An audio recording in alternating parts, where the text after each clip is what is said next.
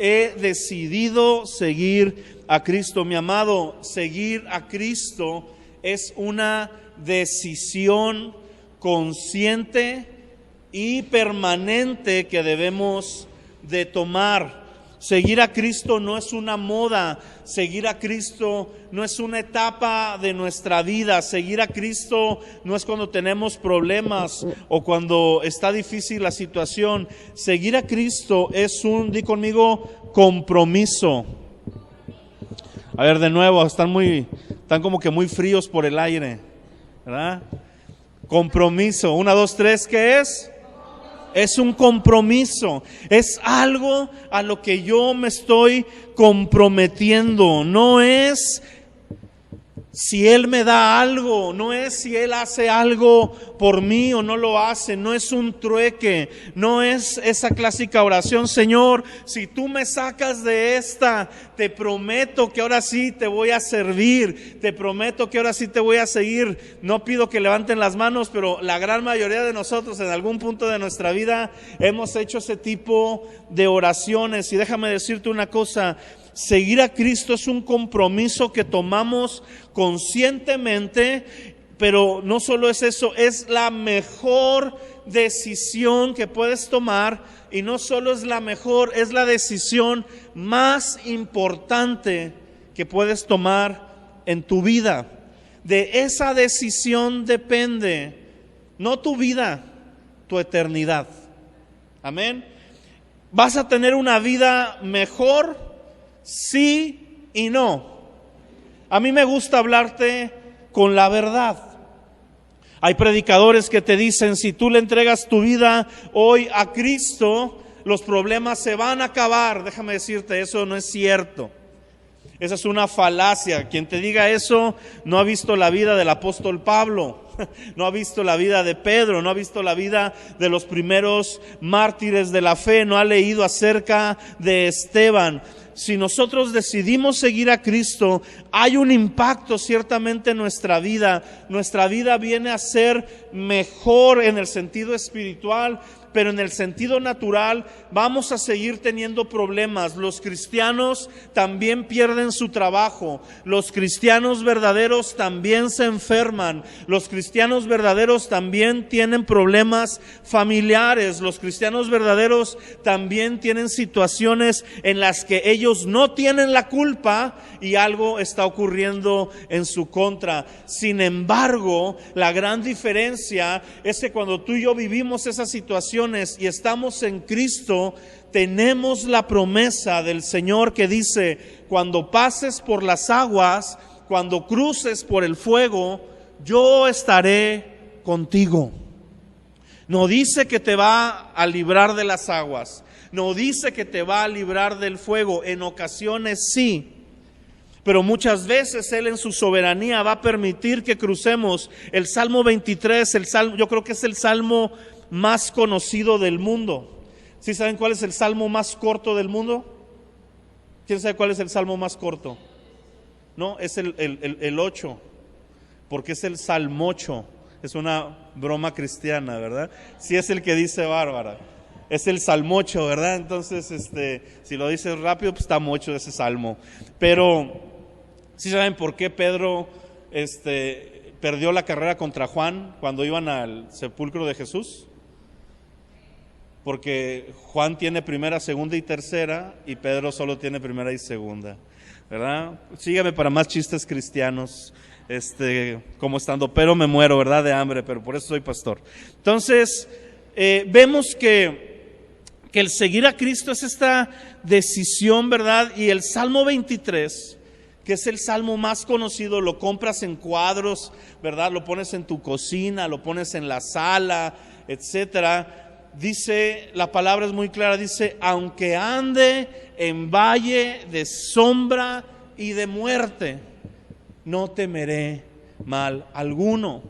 Tu vara y tu cayado me infundirán aliento. Es decir, vamos a cruzar valles de sombra y de muerte, y va a haber momentos donde vamos a voltear al cielo y vamos a necesitar que Él nos infunda aliento, que Él nos infunda espíritu. Oh, pero mi amado, Esta decisión marca el rumbo de tu eternidad. Poder decir que va a haber un punto en nuestra historia donde no habrá llanto, no habrá dolor, no habrá más muerte, no habrá más sufrimiento, porque estaremos experimentando el gozo eterno con Jesucristo. Y ese lugar no llegamos con buenas obras, no llegamos por ser cristianos, no llegamos por servir al Señor. Llegamos a ese lugar por medio de Cristo Jesús, por haberle dado nuestra vida y un día decir: he decidido seguir a Cristo.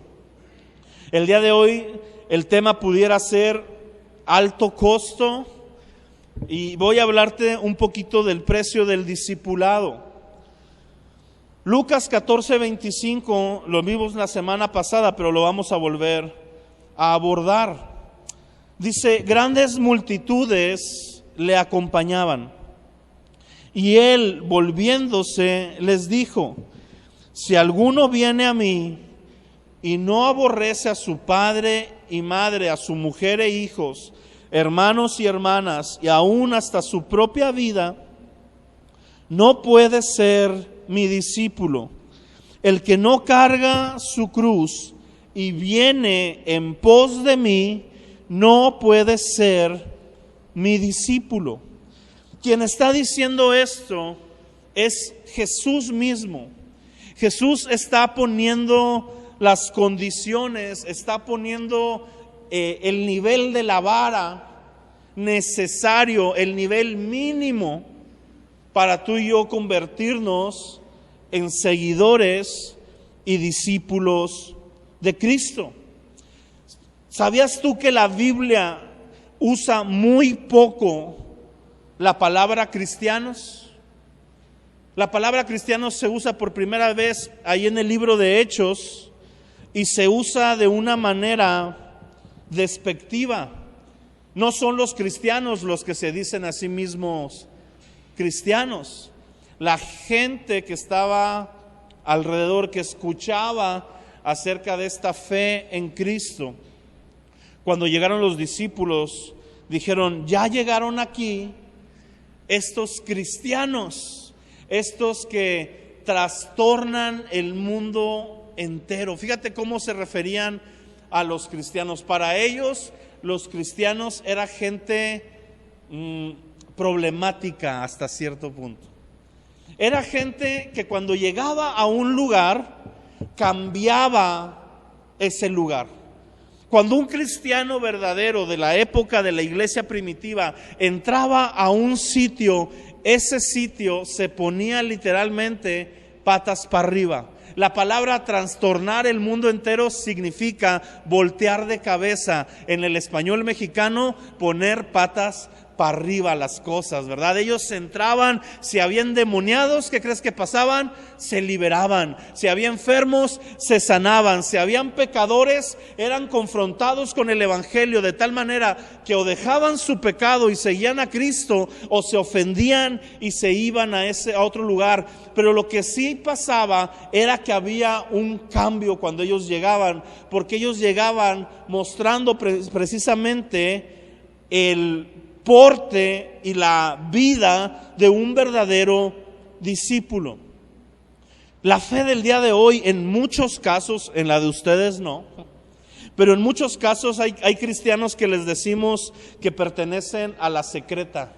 Son como la CIA de los cristianos, están infiltrados, nadie sabe que son cristianos, ¿verdad? Viven igual que todos los demás, están en su trabajo, maldicen, hacen los mismos chistes groseros, platican de las mismas cosas. En su corazón las cosas que lo atraen son las cosas del mundo. Sin embargo, ellos se consideran cristianos, pero nunca dicen que son cristianos, porque el día que sus amigos se enteren que ellos son cristianos, ¿qué crees? Tienen que vivir como cristianos. Que muchas veces nosotros podemos ser multitudes que acompañan a Jesús, pero no estamos siendo discípulos de Cristo.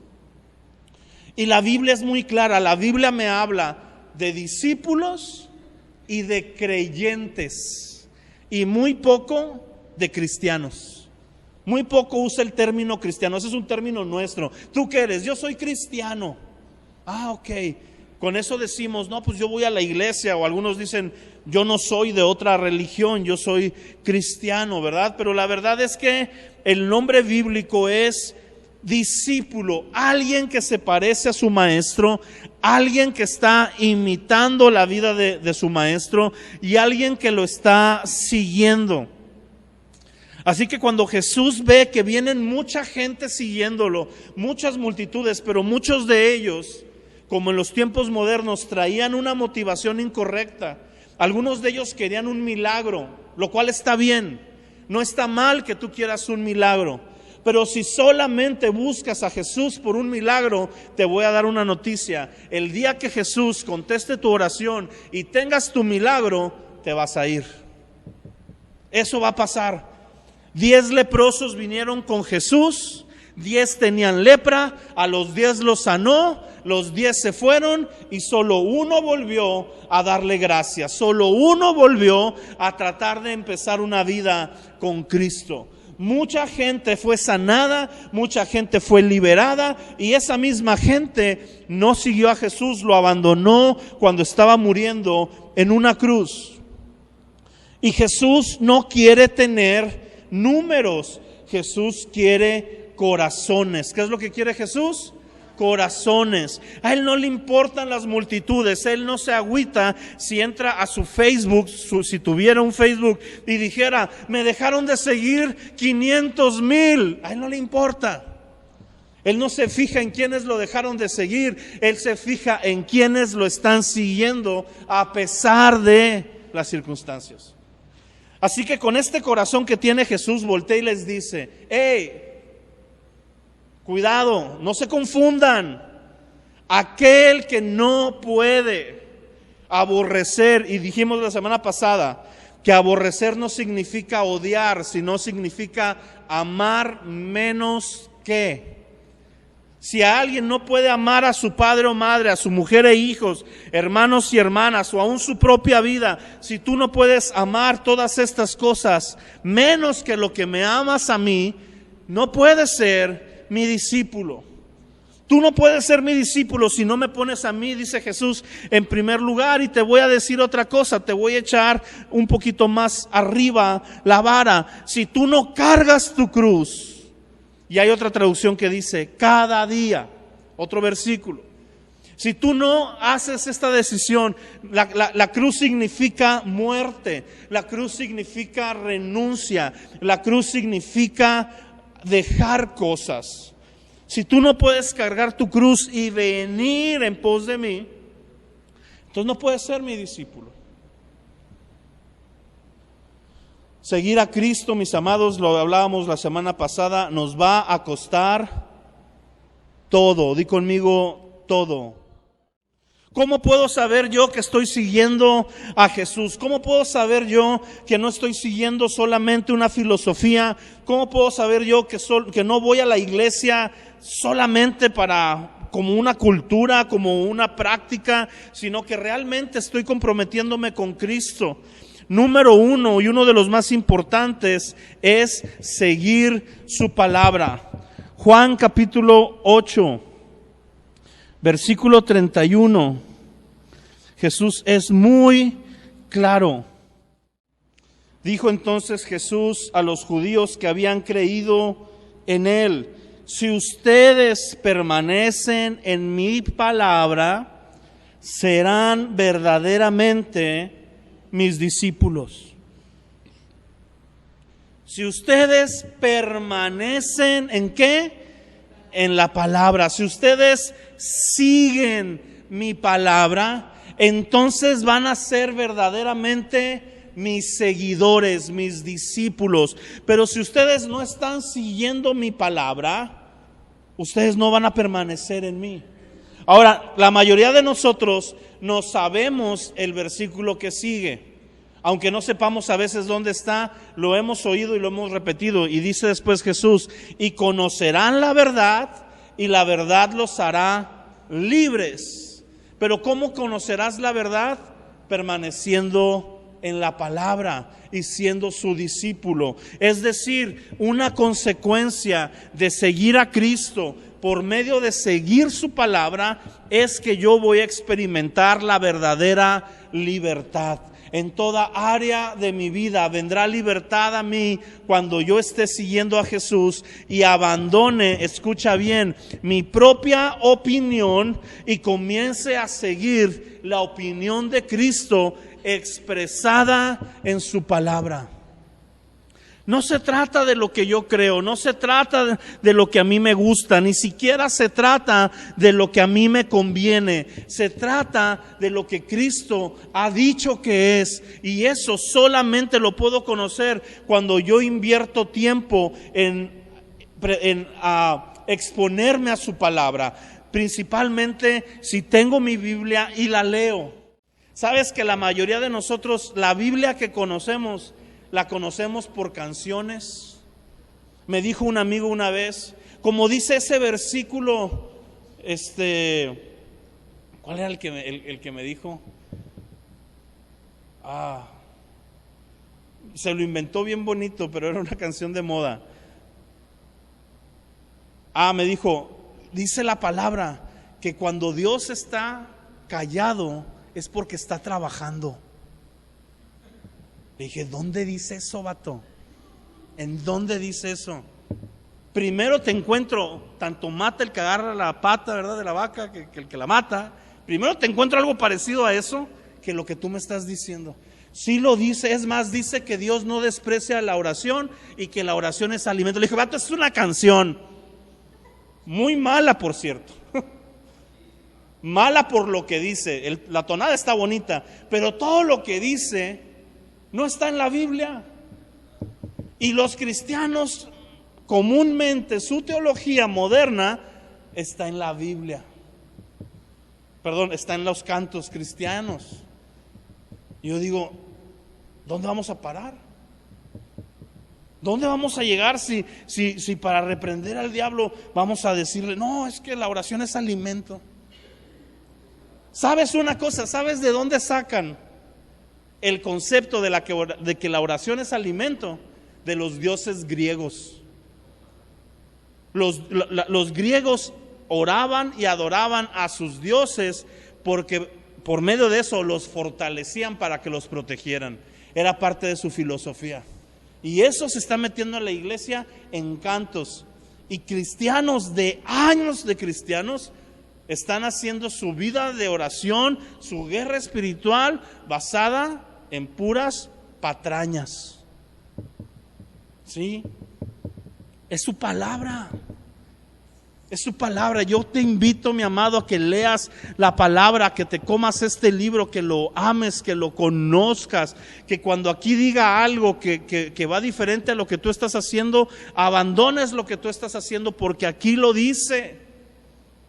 No necesito yo más razón para hacer algo que el que está escrito. Yo no necesito que Dios me convenza y me diga, mira, hijito, si haces esto te conviene por esto, esto y esto, y mira, acá están las consecuencias. Y muchos somos así, obedecemos a Dios hasta que nos convencen de por qué nos conviene obedecer a Dios.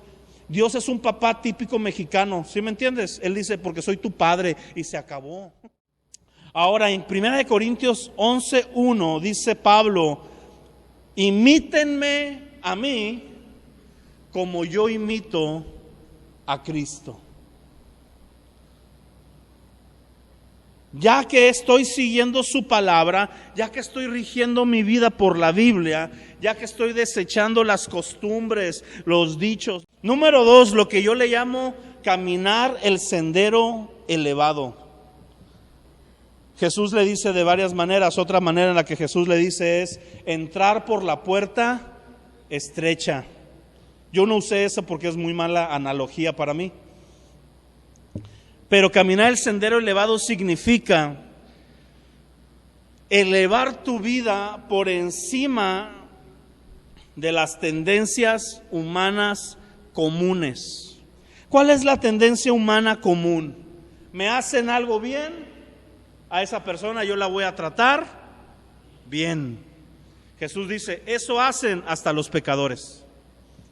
Los pecadores aman a los que los aman, tratan bien a los que lo tratan bien, pero nosotros los creyentes oramos por los que nos persiguen, amamos a los que nos persiguen y bendecimos a los que nos maldicen. Un camino más elevado. Te piden una capa, dales 2. Te piden una milla, camina 2. Te dan una bofetada, pon otra mejilla. Da más de lo que se pide. Es que esa persona se merece que yo ya no lo ame, que yo ya no lo bendiga. Se podrá merecer lo que quieras. Tú y yo somos distintos. Tú y yo estamos imitando a aquel que cuando estaba pendiendo de la cruz y se estaban burlando de él y le estaban apostándose las ropas que él traía puestas y le estaban diciendo, a ver, bájate, si tan Dios eres, bájate. En vez de decir 1, 2, 3, que les caiga un rayo, que es lo que yo hubiera hecho, en cámara lenta y que los fulminara. Seguir a Cristo implica un camino más elevado. Porque muchos creyentes hacemos lo mínimo de lo que un creyente hace. Estamos llamados a hacer más. Renunciar a lo nuestro por lo suyo. Mira, Hechos 20:22.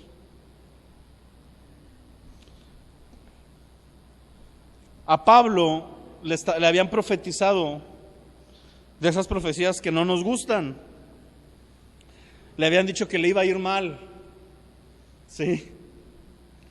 En una ocasión vino un hombre, un profeta llamado Ágabo, y agarra el cinturón de Pablo. Él no sabe de quién es ese cinturón y se amarra con el cinturón y se tira al piso y dice, así le van a hacer al dueño de este cinto. Y es Pablo, y Pablo lo está viendo. Pero Pablo tiene esa profecía y en Hechos 20:22 le están diciendo que no vaya, que no haga nada de esto. Y dice, ahora aquí, fíjate, ligado yo en espíritu. ¿Cómo está con Cristo? Ligado.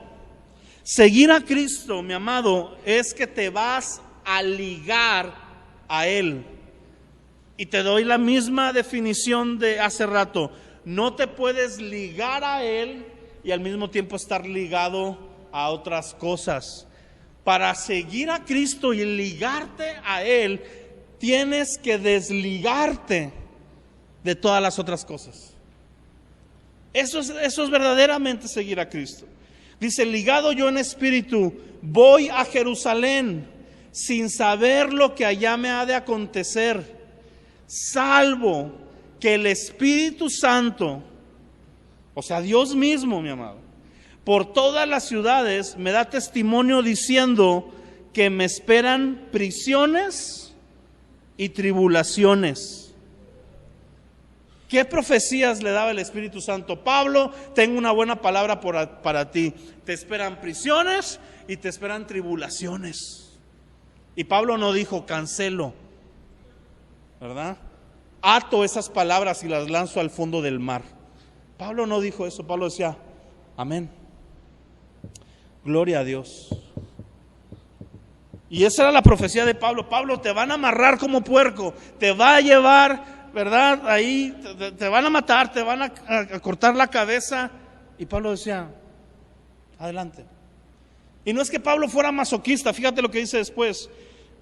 Pero de ninguna cosa hago caso, no estimo preciosa mi vida para mí mismo, con tal de que acabe mi carrera con gozo y el ministerio que recibí del Señor Jesús para dar testimonio del Evangelio, de la gracia de Dios. Yo no me fijo en mí y en mi vida, no me importa lo que me pase a mí, con tal de que haga aquello para lo cual Cristo me llamó. Renuncio a lo mío por tomar lo suyo, renuncio a mis planes por tomar lo suyo, renuncio a mi conveniencia por tomar lo suyo. Pablo no estaba en el ministerio porque eso le diera renombre, porque eso lo hiciera famoso, porque con eso iba a viajar, a predicar a muchos lugares y lo iban a invitar y dar ofrendas contiendas y entonces él se iba a volver una persona influyente. No, Pablo estaba predicando el evangelio para que otros conocieran a Jesús a costa de que él iba a perder su vida en algún momento, y él lo sabía.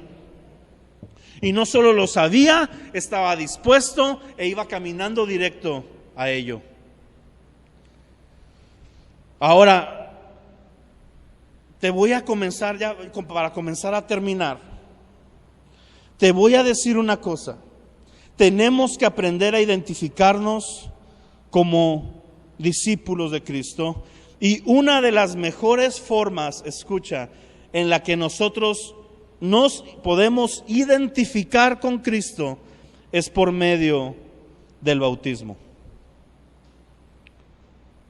Mateo 28:18 dice lo siguiente: acercándose Jesús les dijo: toda autoridad me ha sido dada en el cielo y en la tierra. Vayan pues, otra versión dice, por tanto, id. Vayan pues y hagan, di conmigo, discípulos. ¿Ves? La instrucción fue bien clara. No le dijo, hagan cristianos. No les dijo, invítalos a tu iglesia.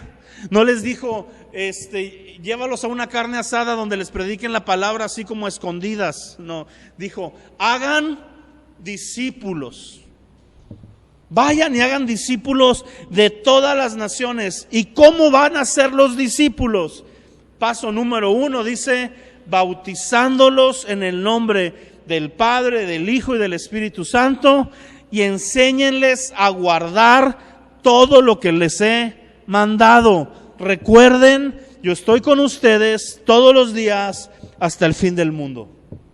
Ese pasaje se conoce como la Gran Comisión, la tarea que Jesús les deja a sus discípulos. Y la tarea que Jesús le dejó a sus 12 discípulos, a los 12 apóstoles del Cordero y a un grupo de 70 discípulos, aparte de los 12, les dijo, vayan por todo el mundo y hagan discípulos. Hagan discípulos bautizándolos.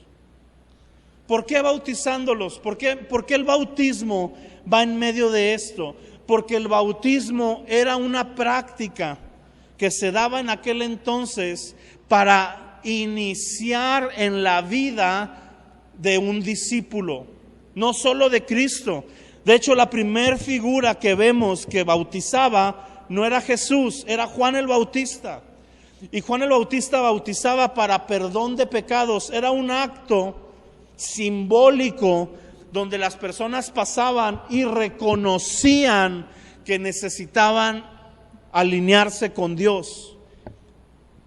Por encima de los sacrificios que ofrecían, por encima de esas costumbres que ya eran una costumbre religiosa, aquí era salir. Me encanta la predicación de Juan el Bautista. La gente venía a escucharlos y Juan les decía, ¿a qué vienen a oírme? Bola de víboras. Eso era lo que Juan predicaba. Y les decía, lárguense, váyanse y hagan frutos dignos de arrepentimiento. Y volteaba a ver a Herodes, tú no puedes andar con la mujer de tu hermano. O sea, el vato estaba picudo.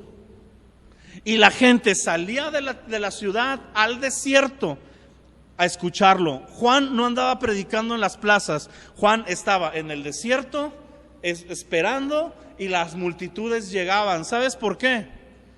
Porque la gente tenía hambre de Dios y Juan tenía una palabra de Dios. La gente va a venir a cielos abiertos, solos, porque aquí se predica la palabra de Dios. Amén. Claro que hacemos invitaciones, claro que hacemos evangelismo, pero la gente viene porque se predica la palabra de Dios. Y permanecen porque se predica la palabra de Dios. Y la palabra de Dios no nos gusta a veces. Imagínate ir y que te digan víbora. ¿Quién va a esos lugares? No, yo quiero ir y que me digan que soy un campeón. Yo quiero ir a esos lugares. Eres un vencedor, tú eres un campeón. Es más, campeón y princesa, ¿verdad? Porque las mujeres son princesas y los hombres son campeones. Yo quiero ir a esos lugares. Se siente bien bonito y que llegas y te pongan tu sticker. Campeón Abimael. Oh. ¿Sí? Mi amado, tenemos que ir y que nos digan lo pecadores y lo perverso que somos, para que digamos, te necesito, Jesús. Te necesito, Cristo. Campeón, hay uno solo y es Cristo Jesús. Él venció a la muerte, al pecado, a Satanás y se coronó de gloria y majestad y no comparte su gloria con nadie más. El bautismo, Jesús llega y se bautiza con Juan en un simbolismo de identificarse con los hombres. Pero Juan bautizaba a los que se iban a convertir en sus discípulos. El bautismo era en aquel entonces el punto de inicio para comenzar a seguir a un maestro, a un rabino, a una figura de autoridad. Por eso cuando Pedro predica en Hechos capítulo 2 y se convierten 3,000 personas, en ese mismo momento a las 3,000 las bautizan. En ese rato. ¿Por qué? Porque estaban haciendo un compromiso de que iban a seguir a Cristo, estaban reconociendo su necesidad e inmediatamente era el bautismo. Hoy en día el bautismo lo hemos hecho un acto muy ritualista a veces. Yo he estado en lugares donde me dicen, no, es que tal persona no se puede bautizar porque todavía no tiene tanto tiempo en la iglesia, necesita tener mínimo 3 años. Y yo digo, ¿de dónde se sacan esos rollos? Porque en la Biblia se convertían y se bautizaban. Se acabó. Dice la palabra, y todo esto lo vamos a ver la próxima semana con más tiempo, pero dice que en una ocasión está Felipe caminando en el desierto porque el Espíritu Santo lo trasladó de Samaria al desierto, lo teletransportó. Está bien loco esto. De repente aparece Felipe en el desierto y anda caminando y ve un carruaje y se acerca. Y en el carruaje escucha que el que está dentro está leyendo en voz alta el rollo de Isaías. Y Felipe le dice, ¿entiendes lo que lees? Y el hombre le dice, es que ¿cómo voy a entender si nadie me explica? Le dice, de aquí soy. Y con el rollo de Isaías le empieza a predicar de Cristo. Llega el momento y se sube el carruaje y le siguen dando. Y llega el momento donde el etíope para el carro y dice, oye, ahí hay agua. ¿Me puedo bautizar? Dice Felipe, claro que puedes. Se baja, lo bautiza, salen de las aguas del bautismo y el Señor vuelve a llevarse a Felipe a otro lugar. Este hombre no tenía ni siquiera horas en la fe. Y su corazón dijo, me quiero bautizar. Yo me bauticé como al mes y medio de ser cristiano. En el río, no había bautismos en la iglesia. Yo no me puse mi playera de bautismos 2023, ¿verdad? Bueno, no era de 2023, era 2001. Yo no me puse mi playera de hoy soy bautizado, no me dieron diploma de bautismo. Está bonito todo eso, pero es meramente humano. Y ni siquiera fui a bautizarme, andábamos en el río de cotorreo. Y me acuerdo que yo sentí ese impulso y dije, me quiero bautizar, ¿me puedo bautizar? Y como el etíope, ¿verdad? Dijo, aquí hay agua, bien puedes. Y ahí me bautizaron. Sí, me bautizó el que entonces era mi pastor, ahí en el río, a gusto. No fue planeado, no, es más, no tengo ni fotos. Porque pues no había celulares con cámara ni nada de eso. No tengo ni fotos de mi bautismo. Pero ciertamente en mí nació este deseo, porque yo leía en la escritura que se bautizaban y dije, pues yo también quiero. En aquellos entonces, mi amado, bautizarse implicaba una cosa. La persona que se bautizaba, número 1, era un acto público de declarar su fe. Porque no se bautizaban a escondidas, se bautizaban donde había agua. ¿Y dónde había agua? En los ríos o en las orillas de los mares. Y la gente siempre ha andado en los ríos y en las orillas de los mares. Desde ahorita en los troncones, aquellos entonces en el Jordán. Pero siempre hay gente ahí. Y entonces ellos se juntaban y empezaban a bautizar. Y la gente que no sabía qué rollo, siempre hay un curioso, ¿verdad? Tú te das cuenta que alguien chocó, ¿por qué? Porque vas pasando por la calle y ya hay una bolita ahí. Ya hay 4 o 5 personas que ya están diciendo, no, yo vi cómo pasó. Y el otro, yo le hablé a la patrulla, y yo le hablé a la ambulancia, yo le hablé al periódico. ¿Sí? Y ya se armó el chisme, ¿verdad? 4 señoras son mejor marketing que una campaña de Facebook. Ya le hablaron al vecino, ya vinieron y ya todo esto. Y allá también se juntaba la gente, decía, ¿qué es esto que está pasando? Y entonces, a diferencia de hoy, en aquel entonces, las personas que seguían a Cristo prácticamente se estaban declarando enemigos del Estado. Bautizarte en un río del Imperio Romano, a ojos de soldados romanos, significaba una declaración de decir, yo ya no voy a seguir al César, yo voy a seguir a Cristo Jesús. Y entonces muchos salían mojaditos del agua a la cárcel, al Coliseo, a morir. No se bautizaban por moda, no se bautizaban porque el mejor amigo se bautizó, no se bautizaban porque iba a haber carne asada, se bautizaban porque estaban comprometidos con Cristo a pesar de la muerte. Eso iba dentro de todo lo que el bautismo era en aquellos entonces. Era la declaración pública más poderosa de fe, además de predicar el Evangelio. Ahora, Romanos 6:3 dice, ¿qué diremos entonces?